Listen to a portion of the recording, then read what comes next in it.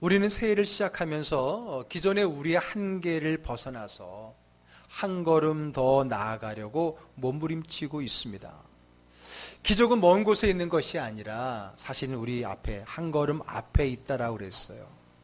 그래서 더하기 1은 바로 내 삶과 신앙의 기적을 일으키는 그러한 첫 걸음이다 그랬습니다. 우리의 한계에 지어진 그 한계의 울타리 밖으로 한 걸음만 나아가면 그곳에서는 우리가 한 번도 경험해보지 못한 하나님의 놀라운 은혜와 기적이 있다라고 하는 겁니다.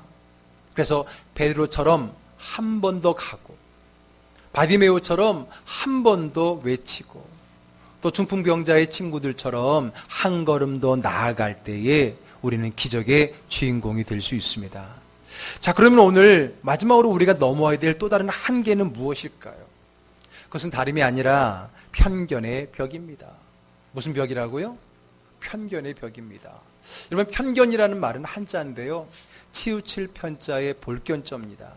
그러니까 공정하지 못하고 한쪽으로 치우친 생각이나 견해, 이게 바로 편견이라는 말이에요. 근데 여러분, 사람들은 다 누구나 편견이 있을까요, 없을까요? 있습니다.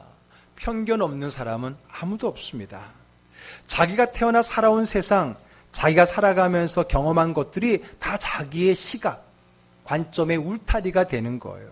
그게 바로 편견이라고 하는 겁니다.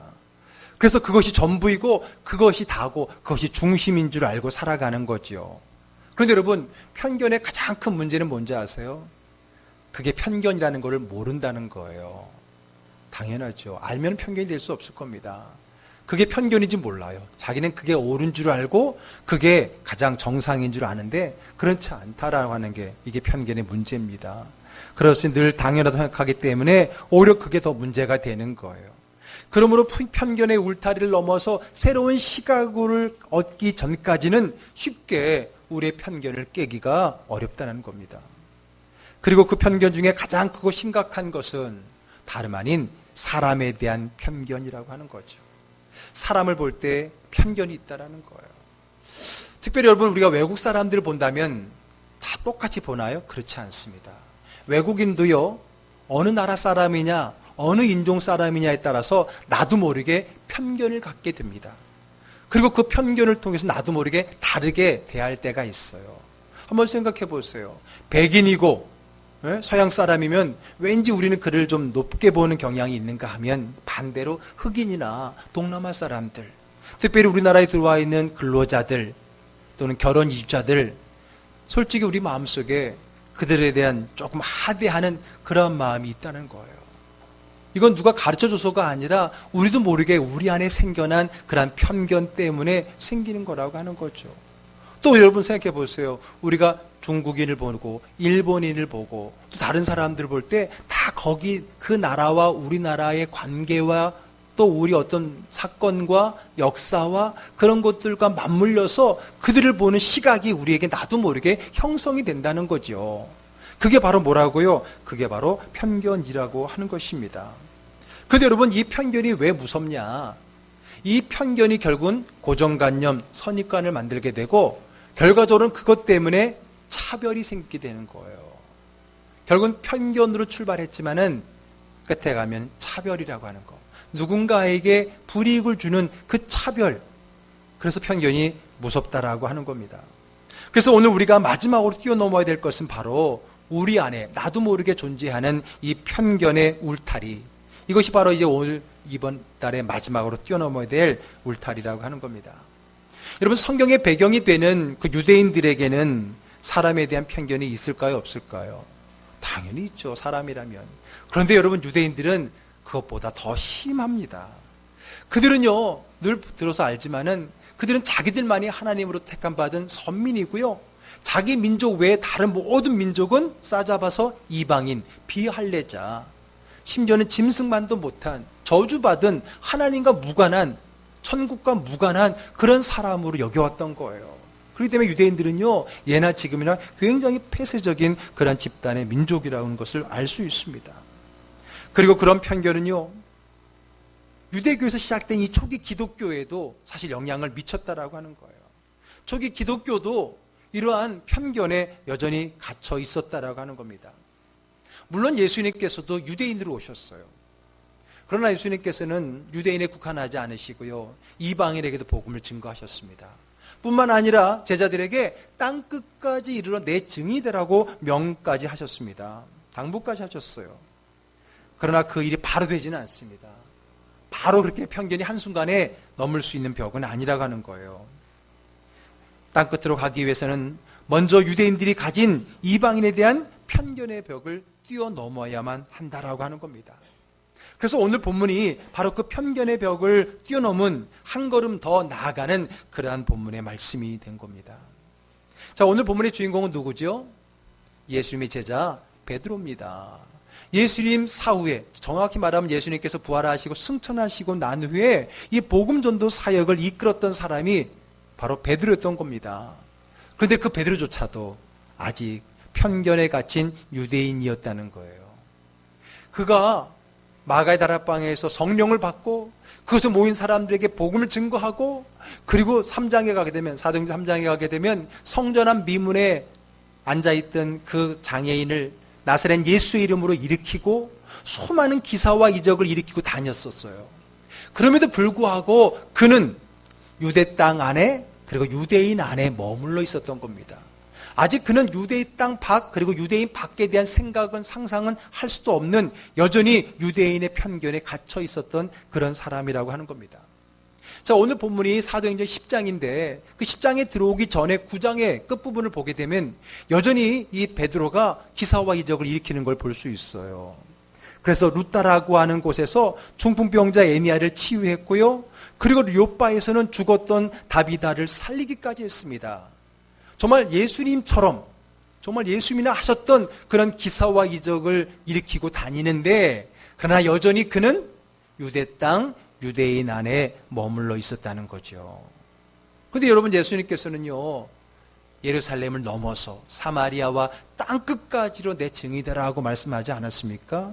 그러나 아직 그 땅끝으로 나가기에는 아직은 여전히 그들은 편견에 갇혀 있었다라고 하는 거죠.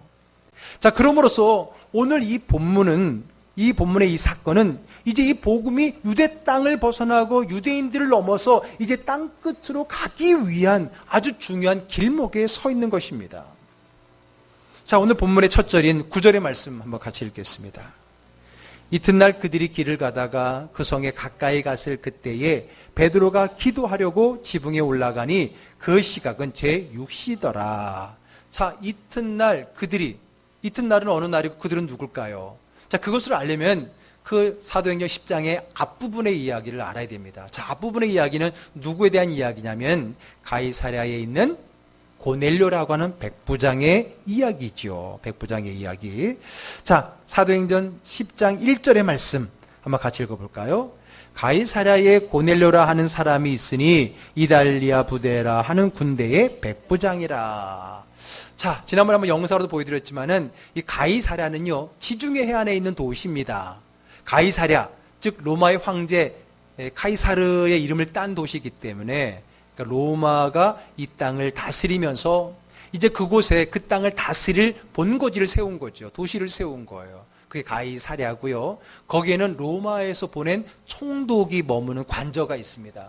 그리고 실제적으로 이스라엘 땅을 통치하는 그 중심지 수도였고요. 거기는 당연히 로마 군대가 주둔하고 있었고, 그 로마 군대의 이달리아 부대라는 곳에 100명의 대장, 100명의 병사를 다스리는 대장, 장교, 백부장이 있었는데 그가 누구라고요? 고넬료라고 하는 사람이라는 겁니다. 자, 그 사람의 이야기인데, 자, 2절을 한번 또 읽어볼게요. 그가 경건하여 온 지방과 더불어 하나님을 경외하며 백성을 많이 구제하고 하나님께 항상 기도하더니, 예. 자, 그가 어떤 일로 인해서 믿었는지 모르지만은 그가 지금 통치하는 그 나라에 와서 주둔하고 있으면서 오히려 통치를 하게 될 그 땅의 종교를 믿게 된 거예요. 사실 여러분, 이스라엘 나라는 이미 망하고 없는 나라입니다. 로마의 속국이에요. 근데 없어진 나라의 그 종교를 주둔하고 있는 그 로마의 장교가 믿는다는 거 쉽지가 않은 일이죠. 그러나 어찌됐든 간에 그가 그곳에 있는 하나님, 야훼 하나님, 유대교의 하나님을 믿고 있었던 거예요. 근데 믿는 정도가 아니라 잘 믿었어요. 잘 믿었어요. 그러니까 믿음대로 잘 잘 구제하고 믿음대로 기도하며 온 가족이 더불어서 신앙생활하는 그러한 가정의 가장이자 리더가 바로 고넬료였다라고 하는 것입니다. 자, 그래서 그가 그런 자기의 신앙의 그런 모습을 따라 늘 하나님 앞에 기도를 하고 있는데 어느 날 하루 하나님 앞에 기도하는 가운데 환상 가운데 천사를 통해서 말씀을 듣습니다. 다름이 아니라 지금 이 지중해 연안에 쭉 남으로 내려가면 요빠라고 하는 도시가 있는데 거기에 지금 예수의 수제자인 누구요? 베드로가 와 있다. 그를 청하다가 그에게 복음을 들어라라는 그런 천사의 말을 듣게 됩니다. 그리고 그 말을 듣자 바로 사람들을 바로 요빠에 베드로가 있는 요빠로 보낸 거예요.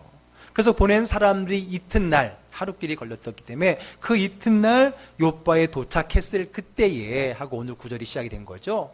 자, 바로 그때에 베드로는 무엇을 하고 있었는가? 뭐 하고 있었다 그랬어요? 기도하고 있었다 그랬어요. 자, 기도하고 있었는데 하나님께서 또 그 기도 가운데 환상을 보여주십니다. 고넬료도 기도하는 가운데 하나님께서 환상 가운데 그에게 말씀하셨듯이 오늘 이번에는 베드로에게 기도하고 있는 베드로에게 환상을 보여주시는데 그 환상 가운데 무슨 환상이 보였느냐면 하늘로부터 한 그릇이 내려오는데 그 그릇 안에는 각종 짐승들, 네발 달린 짐승들, 기는 짐승들, 나는 짐승들, 온갖 짐승들이 다 들어있는 거예요. 그러더니 그것을 보고 하늘로부터 소리가 있기를 그 짐승을 어떻게 하라고요? 잡아 먹어라 그랬던 거예요. 자, 그랬더니 베드로가 어떻게 대답합니까? 자, 14절의 말씀 읽겠습니다. 베드로가 이르되 주여 그럴 수 없나이다. 속되고 깨끗하지 아니한 것을 내가 결코 먹지 아니하였나이다 한데. 예, 여러분 이스라엘 사람들은 예나 지금이나 아무거나 다 먹지 않아요. 그들에게 있어서의 음식에 까다로운 규정이 있습니다. 그것은 구약의 율법에서 정한 거거든요. 즉 정한 짐승과 부정한 짐승이 있어서 짐승 고기를 먹을 때는 정한 짐승만 먹게 되어 있어요. 그래서 네 발 달린 가축을 먹을 때는 굽이 갈라지고 되새김질하는 양이나 염소, 송아지, 소 이런 거를 먹게 되어 있거든요. 그 외에는 못 먹게 되어 있고 생선 같은 경우도 비늘이 없는 우리가 좋아하는 오징어나 장어 이런 건 절대로 못 먹는 정말 굉장히 까다로운 그런 음식 규정이 있거든요. 근데 하나님께서 그런 규정을 무시한 채 모든 짐승들을 보여주면서 잡아먹으라 그런 거예요. 그러니 여러분 당연히 유대인이었던 그 베드로가 어떻게 대답하겠어요? 당연히 다 못 먹는다고 말하지요. 왜? 속된 것을, 깨끗하지 아니하는 것을 내가 결코 먹을 수 없습니다라며 자기의 유대교의 신앙의 근거에서 이야기했던 거예요. 자, 그럴 때 이렇게 말하면 하나님께서 칭찬할 줄 알았죠. 아, 그래, 내가 한번 시험해 봤는데 역시 네가 율법을 잘 지키는구나. 이렇게 말해줄 줄 알았는데 아닙니다. 다른 소리가 들립니다. 자, 15절 읽어볼게요. 또 두 번째 소리가 있으되 하나님께서 깨끗하게 하신 것을 내가 속되다 하지 말라 하더라. 하나님께서 깨끗하게 한 것을 혹은 깨끗하게 하실 것을 네가 감히 부정하다고 더럽다라고 판단하지 말라 그런 거예요. 갑자기 벙쪘겠죠. 그리고 이게 환상이 무슨 환상일까? 베드로는 도무지 무슨 뜻인지 알지 못하고 고민하고 있었을 겁니다. 바로 그렇게 고민하고 있는 바로 그때에 사람이 찾아온 거예요. 어떤 사람이요? 누가 보낸 사람이요? 바로 백부장 고넬료가 보낸 사람들이 온 겁니다. 자, 그러자 성령님께서 이제 베드로에게 이렇게 말씀하세요. 자, 20절로 내려갑니다. 읽어볼게요. 일어나 내려가 의심하지 말고 함께 가라. 내가 그들을 보내었느니라 하시니. 아하, 그때서야 이방인 백부장 고넬료가 사람들을 이방인을 보냈겠죠. 그 얘기를 보고 이게 무슨 일이지 했는데 자기의 환상과 연관지어 보니까 아하, 이래서 하나님이 나에게 이런 환상을 보여주셨구나 라고 생각을 하게 된 거겠죠. 그렇죠. 그럼 여러분 베드로에게 보여준 그 환상 가운데 부정한 것, 즉 속된 것, 깨끗하지 않은 것은 베드로에게 있어서 누구를 이야기하는 걸까요? 이방인들을 이야기하는 거예요. 이방인들이 더럽고 깨끗하지 않고 그 얘기 아니라 유대인들의 편견 속에는 이방인들, 유대인이 아닌 이방인들은 다 속되고 깨끗하지 않고 부정한 존재들이었던 거예요. 그들에 대한 편견이 있었던 거예요. 아예 그들은 하나님과 관련이 없다고 생각을 해왔던 거예요. 그런 사고 속에 이 복음이 유대 땅을 벗어날 수가 없고 유대인을 벗어날 수가 없었던 거지요. 그래서 하나님은 이제 유대 땅을 벗어나고 유대인을 벗어나는 그 복음의 그 길을 열기 위해서 누구보다도 유대교적 혹은 유대인적 편견을 가지고 있는 베드로에게 지금 그 편견을 깨기 위해서 환상을 보여줬던 겁니다. 그래서 그 환상과 또 성령이 의심하지 말고 가라. 이방인 집에 함부로 못 가는데 가라.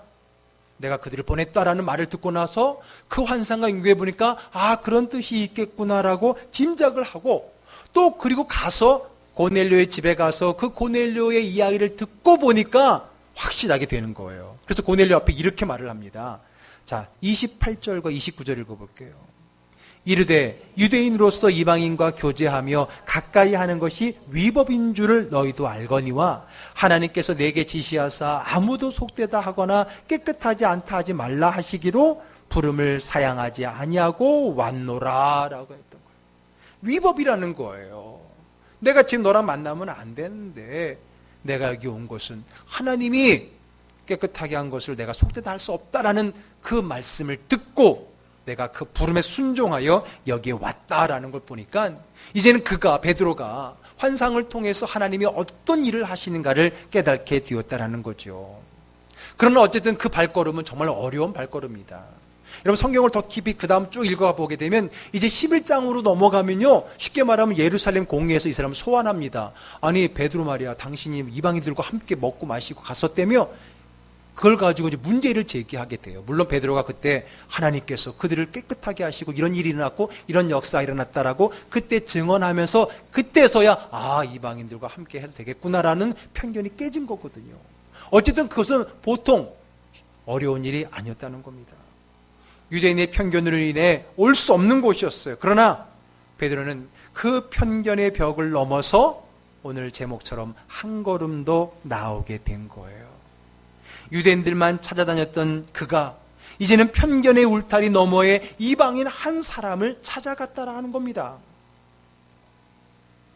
자, 우리는 어떨까요? 여러분, 우리에게는 사람에 대한 편견이 있을까요? 없을까요? 있지요. 모든 사람은 다 편견이 있는 겁니다. 근데 여러분, 이 복음을 전하는 믿음의 관계 속에도 편견이 있어요? 없어요? 있어요. 여러분, 복음을 전하는 일, 즉 복음을 전하기 위해서 찾아가야 되는 그 사람에 대한 편견이 우리에게 있다는 겁니다. 여러분들에게 제가 태신자 전도 카드를 나눠주고 자, 이제 전도할 사람 이름 적어보세요. 그러면 여러분들 쉽게 적어집니까? 잘 안 적어져요. 잘 안 적어지는 이유가 뭘까요? 내 주변에 믿지 않는 사람이 없어서일까요? 아니에요. 없는 게 아니에요. 뭐 때문일까요? 편견 때문이에요. 어떤 편견일까요? 이 사람은 힘들 것 같아. 이 사람은 너무 강팍해. 이 사람 예수 믿기 너무 힘들 것 같아. 오래 걸릴 것 같아. 이런 판단이 내 안에 편견으로 다가오는 거예요. 또 이런 반응이 있을 수 있습니다. 아니, 저 사람은 복음 전하고 싶지 않아. 저 사람은 안 왔으면 좋겠어. 저 사람 우리 교회 오면 괜히 분위기 더 이상해질 것 같아. 그런 부정적인 반응까지도 보이면서 우리가 결국은 이 사람은 오기 힘든 사람, 이 사람은 오지 않았으면 하는 사람 하고 두 가지로 분류해 보니까 어때요? 전도할 사람이 없어지게 되는 거예요. 그러면 오지 말아야 될 사람, 오지 않을 것 같은 사람의 기준은 뭐예요? 나잖아, 나. 나의 시각, 그게 뭐라고요? 나의 편견이다라고 하는 겁니다. 결국은 전도할 사람이 없는 게 아니라 그 사람에 대한 편견 때문에 그렇다는 겁니다. 여러분, 우리 교회가 이제 주중에 지역 성긴 전도를 하잖아요. 여러분, 지역 성긴 전도를 할 때 여기 해보신 분들 있겠지만은 솔직히 여러분, 아무에게나 차별 없이 다가가집니까? 솔직히 말하면? 김선민 집사님 어때요? 안 그렇죠? 그래요. 솔직히 저도 그래요. 어떨 때는 약간 머뭇거리는 사람이 있어. 머뭇거리고 싶은 사람이 있어. 막 인상이 좀 막 한다든지, 막 세 보여갖고 막 욕을 할 것 같다든지, 또 너무 차가워 보이는 사람이라든지, 뭐 이러저런 사람들, 그 왠지 모르게 머뭇거리게 되거나 피하게 되고요. 솔직히 고백하면 일부러 이쪽 사람의 저쪽으로 더 가. 내가 피해서 쫓아가고 다른 사람에게 주고 있을 때가 있다는 거예요. 왜냐하면 사람들은 또 거절받는 거에 대한 상처가 있기 때문에 그럴 수도 있겠고요. 어쨌든 그런 걸 보면은 우리 안에 심지어는 전도를 하고 기도하고 나갔음에도 불구하고 그들에 대한 나도 모르는 이 편견의 시선과 이 마음가짐이 나도 모르게 머뭇거리거나 피하게 될 때가 있다라고 하는 겁니다. 우리에게도 편견이 얼마나 많은 줄 몰라요. 이것이 편견이었다는 것을 깨달을 때가 얼마나 많은지 몰라요. 한 번은요, 어느 성도님이 자기 전도 대상자가 있는데 목사님 도와주세요. 그래서 같이 가달라는 거예요. 그래서 같이 갔어요. 같이 딱 갔는데 와, 첫인상이 진짜 안 좋았어요. 첫인상이 진짜 안 좋았는데 그래도 성도님이 이렇게 청해서 갔기 때문에 어떻게 합니까? 나름대로 복음을 전하고 그리고 빨리 왔어요. 그리고 별로 기대도 하지 않았어요. 그런데 웬걸요? 오지 않을 것 같은 그 사람이 그 주간에 교회를 온 거예요. 온 정도가 아니라 열심히 신앙생활 하는 거예요. 열심히 신앙생활 하는 정도가 아니라 그 사람이 전도를 하고 열심히 정말 앞서가는 걸 보면서 제가 얼마나 많이 회개했는지 모릅니다. 제가 전에 이야기했었죠. 제가 학생회 때, 중고등학교 때 고등부 회장이었는데 고등부 회장이 딱 되고 나니까요, 왠지 뭐 이렇게 그런 게 있잖아요. 마음이 있잖아요. 그런데 우리 청소년부에, 중고등부에 약간 죄송합니다. 날라리들이 온단 말이에요. 날라리 다 알아듣죠? 요즘은 날라리 개념이 달라졌지만은 약간 좀 불량스러운 아이들이 오면요, 괜히 솔직히 말할게요. 저 고백할게요. 이미 다 회개한 거니까. 안 왔으면 했어요. 저 친구들 좀 안 왔으면 하는데 진짜 열심히 와, 그 친구들이. 일부러 다음 모임 소개도 살짝 안 했는데도 불구하고 어떻게 알았는지 꼬박꼬박 수련회도 찾아오고 막 그러고 있으면 왠지 마음이 쟤네들 그냥 꼭 여기까지 와갖고 말이야, 이런 마음이 드는데요. 나중에 이거 엄청 회개했습니다. 여러분, 정말 누구보다 하나님이 필요한 그 사람을 하나님이 보냈는데 우리가 이런 잘못된 시선 때문에 그들을 다시금 세상으로 돌려보낸 적이 없을까요? 여러분, 그거 아세요? 편견을 받은 사람은 기억하지만 편견을 한 사람은 잘 기억을 못해요. 실족한 사람은 기억하지만 실족해 한 사람은 별로 기억 못해요. 여러분, 저를 그걸 알았을 때, 그 마음을 깨달았을 때, 나도 모르게 누군가에게 꼭 말로만 실족하게 합니까? 사람은 알잖아요. 그 눈빛, 자기를 싫어하는 눈빛, 자기 온 곳에 대해서 불편해하는 눈빛, 사람은 다 눈치를 채잖아요. 그런 눈빛 때문에 누군가는 불편해하고 내가 다시는 여기 오나 보라, 그런 마음으로 누군가가 교회를 떠나서 다시 이곳에 있지 않다면, 여러분, 우리는 잊어버린 정도가 아니라 눈치를 채고 몰라서 그렇지 어쩌면 그런 사람도 있을 수 있을 거 아니겠어요? 저는 그것을 생각하니까 성경에 사람을 실족해 하는 것은 차라리 연자맷돌을 메고 바다에 빠지는 게 더 낫다고 할 정도로 그렇게 심각하게 예수님 말씀하셨는데, 그 말씀을 묵상하면서 내가 누군가를 실족하게 하지는 않았을까? 나의 편견 어린 생각과 그 시선 때문에 누군가는 하나님부터 멀어지지 않았을까라는 생각을 가졌을 때, 저는 모르죠. 아까도 말했지만 실족해 한 사람은 몰라, 누군지는 몰라. 그러나 있을 거라는 생각을 가지니까 얼마나 가슴이 아프고 회개가 되는지 몰라요. 여러분, 그렇습니다. 오늘 말씀이 바로 그런 우리의 편견을 뛰어넘자라고 하는 거예요. 내가 얼마나 그때 회개했는지 몰라요. 내가 사람의 판단으로 저 사람은 안 될 거야, 혹은 저 사람은 안 됐으면 하는 그런 마음 때문에 누군가는 복음의 흘러감이 막히고 있지는 않는가? 아니, 찾아가서 데리고 오지는 못할 망정 여기까지 어렵게 온 사람을 우리가 편견의 시선 때문에 그들을 다시 돌려보내는 그런 엄청난 죄를 범하고 있지 않는가? 한번 우리가 돌아볼 필요가 있다는 거예요. 우리 안에 정말 넘어야 될 편견의 벽이 얼마나 크고 높은지 모릅니다. 하나님은 우리가 그 편견의 벽을 뛰어넘기를 원하고 계십니다. 아멘. 하나님께서 깨끗하게 하신 것을 혹시 내가 속되다 하고 내가 판단하고 정죄하고 있지 않는가? 우리 스스로 돌아볼 수 있기를 바랍니다. 베드로는요, 마음의 편견을 깨고 고넬료의 집에 가서 그의 말을 듣고는요, 다시 한번 그가 정말 회개하는 마음으로 이렇게 이야기를 합니다. 자, 34절 35절 읽어볼게요. 베드로가 입을 열어 말하되 내가 참으로 하나님은 사람의 외모를 보지 아니하시고 각 나라 중 하나님을 경외하며 의를 행하는 사람은 다 받으시는 줄 깨달았노라. 예, 그래요. 하나님은 우리처럼 외모를 보신 분이 아니구나라는 걸 깨달았다는 거예요. 우리는 외모를 보고 쉽게 그 사람을, 심지어는 그 영혼까지 판단해 버렸다는 거죠. 그가 외모를 보고 아마 베드로도요, 그런 환상에 깨우침이 없었더라면 여기 안 왔을 겁니다. 우리는 외모를 보지만 하나님은 외모를 보지 않으십니다. 우리는 편견으로 가득하지만 하나님은 편견이 있을까 없을까요? 편견이 없으십니다. 우리는 외면하고 거부하지만 하나님은 모두를 다 품으십니다. 그렇기 때문에 여러분 잘 들어보세요. 하나님이 외모를 보지 않고 편견이 없고 누구든지 다 품기 때문에 내가 여기 있는 거예요. 여러분 다른 사람 얘기하지 마세요. 하나님이 편견이 없고 외모를 보지 않고 누구든지 품을 수 있는 분이기 때문에 내가 여기 있는 거라니까. 하나님 편견이 계시셨다면 우리 중에 여기 제대로 앉아있을 사람 몇 명이나 될까요? 사실 그 혜택은 누가 먼저 받은 거예요? 우리가 받은 거잖아요. 이제 편견의 벽을 넘어서 이방인의 복음을 증거하는, 이제 베드로가 그것을 깨닫고 얼마나 속지 않은 마음으로 그 고넬료와 그 가정의 복음을 열심히 전했겠습니까? 그랬더니 그 자리에 뭐가 임해요?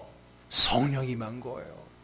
이거는요 말이 안 되는 이야기였어요. 어떻게 이방인에게도 성령이 임할까? 이거는 도무지 납득이 안 되는 그런 상황이었어요. 그래서 함께, 야, 왜 베드로가 이방인의 집에 가냐 하고 건수 잡으러 따라갔던 사람들도 이렇게 반응합니다. 45절 읽어볼게요. 베드로와 함께 온 할례 받은 신자들이 이방인들에게도 성령 부어 주심으로 말미암아 놀라니. 여러분, 이방인들이 성령 받는 게 뭐가 놀래? 우리는 그렇게 얘기했지만요, 당시 상황으로서 이건 놀랄 노자라니까요. 말이 안 되는 거라니까요. 아니 어떻게 이방인들과 하나님의 관계가 있을 수 있을까? 이것도 이해가 안 되는 사람이 어떻게 이방인들이 성령을 받을까? 이건 더 이해가 안 되는 일이었었던 거예요. 그런 세상에서 그런 편견에 살아가는 사람들에게 하나님이 이 복음을 세계화시키기 위해서 지금 그 벽을 뛰어넘게 하고 계시는 겁니다. 그러므로 여러분, 오늘 이 사도행전 10장의 이 고넬료 가정의 사건은요, 기독교 역사에 있어서 아주 중요한 사건입니다. 왜? 이 사건이 없었더라면 기독교는 유대교처럼 여전히 유대인 안에만 머물러 있는 종교로 전락해버릴 수 있었다는 거예요. 보세요 여러분, 요즘 유대인도 지금까지도 유대인 안에만 머물러 있잖아요. 유대교는. 그 기독교가 유대교처럼 유대인 안에 머물러 있지 않고 세계로 가기 위해서 필요했던 그 사건이 오늘 사도행전 10장의 사건이었어요. 그러므로 오늘 이 10장의 사건은요, 이제 그 복음이 유대인 안에만 머물러 있는 것이 아니라 땅끝으로 가는 그런 중요한 길목을 열었다는 거예요. 그리고 이 사건으로 말미암아 복음이 세계로 뻗어갈 수 있는 힘을 얻게 되었고, 이제는 그 힘을 그 다음 주자 누구에게 전달되는가? 바로 사도 바울에게 전달되는 거예요. 그래서 여러분 10장에 이런 일이 있었어요. 그리고 11장에서 논란이 있었지만 그 문제를 해결했어요. 그리고 난 다음에 안디옥 교회가 생겨나고 그 안디옥 교회에서 사도행전 13장에 드디어 바울과 바나바를 이방인 선교사로 파송하게 되는 거예요. 사도행전 13장에 이방인에게 선교사를 파송하는 그런 사건이 있기 위해서는 사도행전 10장에 이러한 사건이 먼저 필요했던 겁니다. 그러므로 오늘 이 사건은 이제는 복음이 세계로 퍼져나가는 그 원동력이 되었다는 거죠. 그렇습니다. 복음의 세계화는 이렇게 베드로 한 사람의 한 걸음에서 시작된 거예요. 뭐 다른 게 아닙니다. 한 사람의 편견의 벽을 뛰어넘는 그 한 걸음으로 복음의 세계화의 길이 열리게 되는 거예요. 여러분, 물고가 튼다는 얘기 하죠. 물고는 여러분 다른 게 아닙니다. 그냥 손가락으로 모래 하나 딱 긁으면 그게 물고인데, 그 하나 때문에 그 모래 안에 갇혀있던 물들이 다 흘러나올 수 있는 길이 열리게 된 거예요. 자신의 편견을 벽을 넘어서 한 걸음 내딛는 것이 얼마나 중요한지 모릅니다. 그것은 그냥 한 걸음도 아니고 그냥 한 사람의 구원도 아닙니다. 그 뒤에는 내가 상상할 수 없고 계산할 수 없는 무한한 영혼 구원의 하나님의 나라의 값이 있는 줄로 믿으시기를 바랍니다. 아멘. 플러스 1의 기적. 베드로의 편견을 넘어 한 사람 더 찾아감으로 인해서 주어진 기적은요, 그냥 고넬료 가정에 성령이 임한 것으로 머물지 않았습니다. 이제는 고넬료 가정을 넘어서 온 이방인, 온 세계로 뻗어가 나가는 복음의 통로가 된 줄로 믿으시길 바랍니다. 그래요 여러분, 이 한 걸음 그 한 걸음이 얼마나 되겠느냐 하겠지만 그 한 걸음 인해서 세상이 변화될 수 있었다는 거예요. 사랑하는 즐거운교회 가족 여러분, 혹시 여러분들에게 어떤 편견의 벽이 있습니까? 언제까지 그 울타리 안에서 머물 것입니까? 이제는 그 울타리 밖으로 한 걸음 나와서 한 사람 더 찾아가는 믿음의 삶을 사시기를 주의 이름으로 축복합니다. 여러분의 편견 때문에 누군가는 주님을 들어야 될 그 소리가 막히고 주님을 만나야 될 그 길이 막힐 수 있다는 거예요. 오늘 나 한 사람의 이 편견의 벽을 넘어 한 걸음 더 나아가고 한 사람 더 찾아 나아가는 것은 그것은 그 한 사람의 문제로 끝나지 않는다는 거예요. 하나님께서 깨끗하게 하신 것을 내가 편견 때문에 속되다 하지 말고 하나님의 마음으로 한 번 더 한 사람 더 찾아갈 수 있기를 주의 이름으로 축복합니다. 그냥 안 된단 말 하지 말고, 전에도 안 됐으니까 이번에도 안 된단 말 하지 말고, 정말 올해는 한번 정말 주님의 그 마음을 가지고, 그리고 내가 기억은 못하지만 혹여나 나의 편견의 시선과 말 때문에 상처받고 실족해서 떠났던 사람이 있을 거라고 하는 그런 마음에 회개하는 마음을 가지고 이제 우리가 우리 울타리 밖, 우리 편견 밖으로 한 걸음 더 나아가길 원합니다. 올만한 사람, 만만한 사람 없잖아요. 그러나 오늘 그 사람 하나님이 깨끗하게 하시면 변화될 수 있다는 믿음의 마음을 가지고 용기 내어서 그 사람에게 찾아 나가는 그런 우리의 믿음의 좀 더 성숙한 한 해가 될 수 있기를 주의 이름 축복합니다. 그 사람이 고넬료가 되고 그 사람이 바울일 줄 누가 알 수 있겠습니까? 부디 우리의 믿음의 한계를 벗어나서 플러스 1의 기적의 주인공이 되시기를 주의 이름 축복합니다. 이번 달의 주제가 플러스 1이에요. 플러스 1, 단 한 걸음, 단 한 번 더. 그러나 그것이 우리에게 주는 기적은 놀랍습니다. 여러분들의 삶에 이 플러스 1의 기적이 여러분들의 한계를 넘어 울타리를 넘어서 믿음의 한 걸음 내디면서 주님이 주시는 그 놀라운 기적과 영혼 구원의 또 기적이 여러분들의 신앙 안에 무궁무진하게 펼쳐질 수 있기를 주의 이름으로 축복합니다. 아멘. 기도하겠습니다.